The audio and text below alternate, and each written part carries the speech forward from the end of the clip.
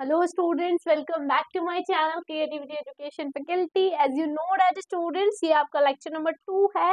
Lecture number 1 यानी कि part 1 में आपका इस चैप्टर को कंटिन्यू करा चुकी हूँ ऑलरेडी. पहले must watch this video, then आप इस वीडियो पे आए हैं और इस चैप्टर को अच्छे से समझे. पहले वो वीडियो देख के आएंगे तो चैप्टर की जो भी इम्पोर्टेंस चीज थी उसमें भी मैंने समझाई है, जो रह गई थी वो इसमें कंटिन्यू होंगे और इसको समझाया जाएगा.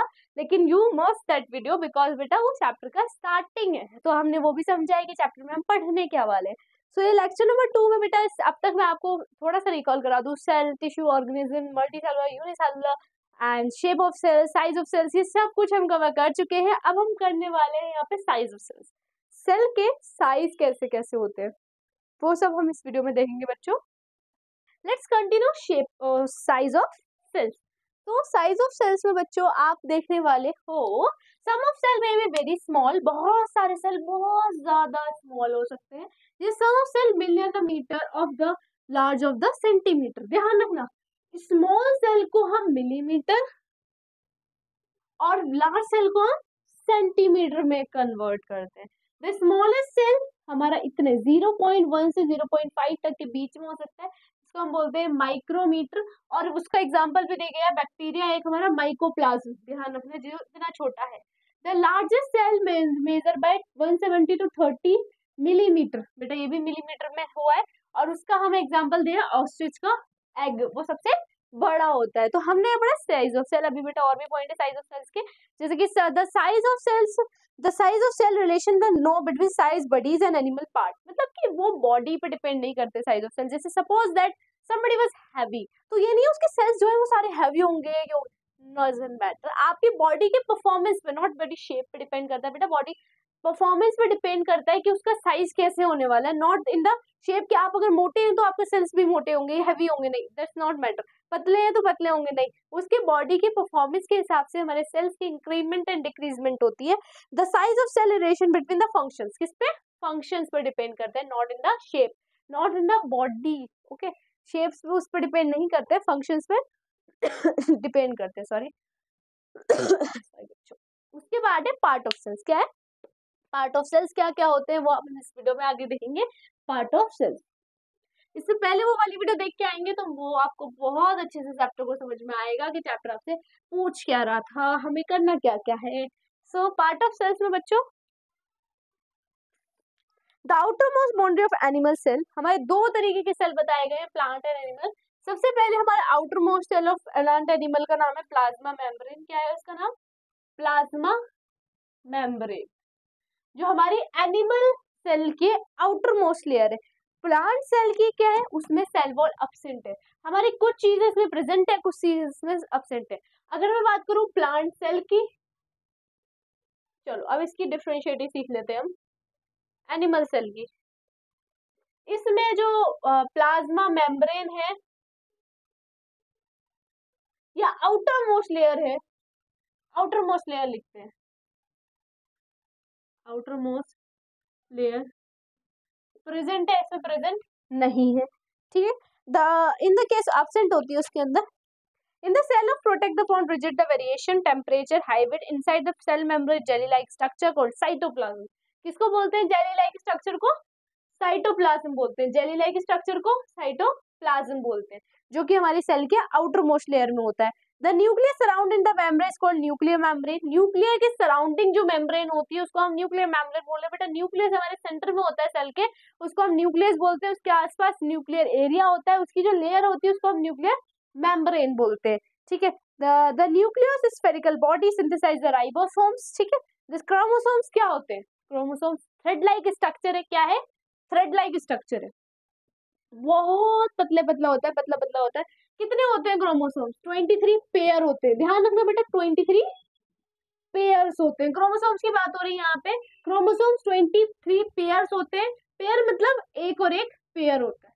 अगर मैं सिंगल की बात करूं तो कितना होगा? 23 कितने होते हैं बेटा? 6 और 6 2 4 46.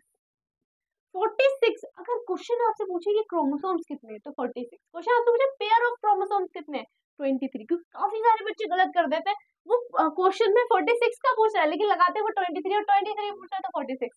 पेयर्स और सिंगल्स में बेटा फर्क होता है. पेयर पूछता है तो वो 23 और वो उसमें पूछता है तो वो होता है, ठीक है। The cytoplasm in the chromosomes will chromoside and upset the plastic side and cell of organism prokaryotic and eukaryotic, ठीक है। अब इसमें मैं बताती हूँ, the entire cell living is known as protoplasm, cytoplasm, nucleus.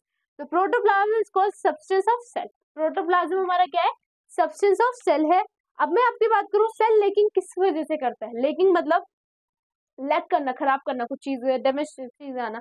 तो अगर मैं बात करूँ, दो तरीके के सेल होते हैं, प्रोकैरियोटिक एंड यूकैरियोटिक। प्रोकैरियोटिक बेटा वो सेल्स है जो कि हमारी बॉडी में, prokaryotic are the types of cell that is are the bacteria हो गया, एल्गी हो गए, तो हमारे सारे प्रोकैरियोटिक में आता है। यूकैरियोटिक में हमारे जो बच्चे बाकी के सारे वो आते हैं। तो इस चैप्टर में बेटा जितना भी इंपॉर्टेंट था हमने समरी वाइज वो सब कंप्लीट कर लिया है। आई होप आपको ये चैप्टर बहुत अच्छे से समझ में आया होगा। इस चैप्टर में क्या इंपॉर्टेंट है क्या नहीं, वो सब कुछ मैं इस चैप्टर में कवर करा चुकी हूँ। मैं आपको यहाँ पे कुछ क्वेश्चंस कराने वाली हूँ ताकि आपको चैप्टर को कुछ थोड़े से इंपॉर्टेंट क्वेश्चन, ताकि अदरवाइज क्वेश्चंस की वीडियो मेरी आती है वो भी वॉच कर लिएगा। कुछ इंपॉर्टेंट क्वेश्चंस हम कराते हैं।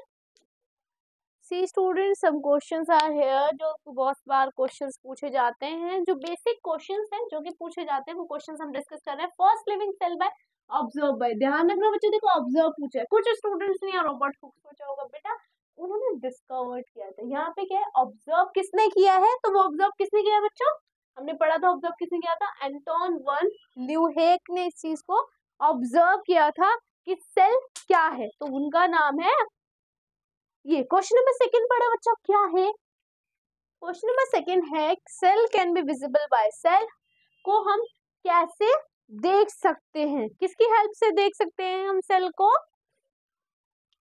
करेक्ट, माइक्रोस्कोप की हेल्प से, बिल्कुल correct. The largest cell, largest cell हमने पढ़ा था अभी, ऑस्ट्रिच का सबसे ज्यादा लार्जेस्ट सेल होता है, उसको हम ऑस्ट्रिच का सेल बोलते हैं। अभी कुछ क्वेश्चन और भी हम करने वाले। क्वेश्चन नंबर फोर्थ देखते हैं, 3 क्वेश्चन थे। क्वेश्चन नंबर 4 देखो बच्चों, क्या है question number 4, the outermost dead boundary plant cell, हमारी आउटर मोस्ट बाउंड्री क्या थी प्लांट सेल की, जल्दी से बताइए। क्वेश्चन नंबर 6 का आंसर, 6 का आंसर या तो plasma membrane, cell wall, nuclear membrane. हमने पढ़ा था प्लाज्मा मेम्ब्रेन एनिमल सेल में थी, तो इसमें क्या होगी, cell wall. Cell wall is the right option. Which of the following is organism is not found in animal cell, इसमें से कौन सा है जो हम एनिमल सेल में फाउंड नहीं करते हैं, which is not found in animal cells, C, chloroplast. The organism is powerhouse of cell, ये मोस्ट इंपॉर्टेंट क्वेश्चन है। पावर हाउस ऑफ सेल हम किसको कहते हैं, पावर हाउस ऑफ सेल हम माइटोकॉन्ड्रिया को कहते हैं, ठीक है, ध्यान रखना, हमारे सेल के अंदर पावर हाउस ऑफ सेल हम माइटोकॉन्ड्रिया को बोलते हैं। क्वेश्चन नंबर 7 की तरफ हम आगे बढ़ते हैं। क्वेश्चन नंबर 7 देखिए स्टूडेंट्स क्या बोल रहे हैं, देखो अब क्वेश्चन है, सेल डिस्कवर्ड किसने किया था, सेल डिस्कवर्ड किसने किया था, रॉबर्ट हुक ने किया था। Option B is right. which cell wall is absent, is not present, absent लिखा, is not present। काफी बच्चे ना not क्या कर देते हैं, प्रेजेंट पढ़ लेते हैं, नॉट स्किप हो जाता है, क्योंकि प्रेजेंट लिखा है तो मतलब सेल वॉल किस में प्रेजेंट है। अभी हमने पढ़ा था सेल वॉल प्लांट सेल में प्रेजेंट थी, तो ये वाला ऑप्शन तो रॉन्ग हो गया। और फंगस सेल कुछ होता नहीं है, तो कौन सा ऑप्शन बचा, एनिमल सेल। लेकिन क्या आप मुझे बताएंगे, अभी मैंने आपको पढ़ाया था प्लांट सेल में या एनिमल सेल में किस में सेल वॉल एब्सेंट होती है, करेक्ट है, एनिमल सेल में ही एब्सेंट होती है, क्योंकि हमने पढ़ा था कि सेल वॉल किस में प्रेजेंट है, तो उसमें थी, और ये कोई सेल नहीं होती, तो लास्ट ऑप्शन बचा ये। ऐसे भी आप क्वेश्चंस को अटेम्प्ट करना सीखिए। क्वेश्चन नंबर 8 है, cell membrane is made up of, cell membrane किससे बनती है, प्रोटीन, बहुत सारे बच्चे प्रोटीन लगाएंगे, करेक्ट एकदम बेटा, फॉस्फोलिपिड से भी बनती है, तो both A and B correct है, सब सी ऑप्शन हमारा करेक्ट है। नंबर ऑफ क्रोमोसोम्स, अभी मैंने पूरा डाउट क्लियर करा था, number of chromosomes found in the humans, इसमें पेयर्स पूछा है नहीं, नंबर ऑफ क्रोमोसोम्स कितना, नंबर। अगर अब मुझे इसमें आप बताइए क्वेश्चन नंबर 9 में क्या ठीक होगा, नंबर ऑफ क्रोमोसोम्स पूछा है क्वेश्चन ने, और नंबर ऑफ क्रोमोसोम्स में क्या आएगा, 46 ओनली। बेटा पेयर्स 46 नहीं होते, 23 पेयर्स होते हैं, लेकिन उसने पूछा नंबर ऑफ, तो 46 ओनली ही आएगा इसका आंसर। ध्यान रखिए, काफी सारे स्टूडेंट इसको बहुत गलत करते हैं, वो बच्चे क्या सोचते हैं ना कि 46 पेयर, नहीं बेटा 46 ओनली, नंबर ऑफ क्रोमोसोम्स पूछा तो 43, और मुझे पेयर ऑफ क्रोमोसोम्स तो 23 पेयर्स होते हैं। ओके, ये थे बेटा, कुछ इंपॉर्टेंट नहीं बोलूंगी, इनको बोलूंगी बेसिक क्वेश्चंस जो हमने पढ़ा उससे रिलेटेड क्वेश्चंस मैंने आपको करके दिखाएंगे। ऐसे कुछ क्वेश्चंस आते हैं, अभी बहुत सारे क्वेश्चंस बेटा इस चैप्टर के हैं जो कि बहुत इंपॉर्टेंट है, पिछले 10 सालों में मैंने बहुत बार देखे, वो भी हम बेटा हम करेंगे क्वेश्चंस को। अभी आप चैप्टर को अच्छे से पढ़ें, अच्छे से रिवाइज करें, जो भी प्रॉब्लम आए तो कांटेक्ट मी करिए कमेंट बॉक्स में कैसे भी, और चैनल को मतलब इस लेक्चर को जितना शेयर करेंगे ताकि बाकी बच्चे भी इस चीज का बेनिफिट कैरी कर पाए, तो आप लोग जैसे बेनिफिट कैरी कर रहे हैं ऐसे उनको भी करवाइएगा। So thank you so much बच्चों, ऐसे ही नेक्स्ट चैप्टर के लिए रेडी रहिएगा। तो stay happy, stay safe, bye bye.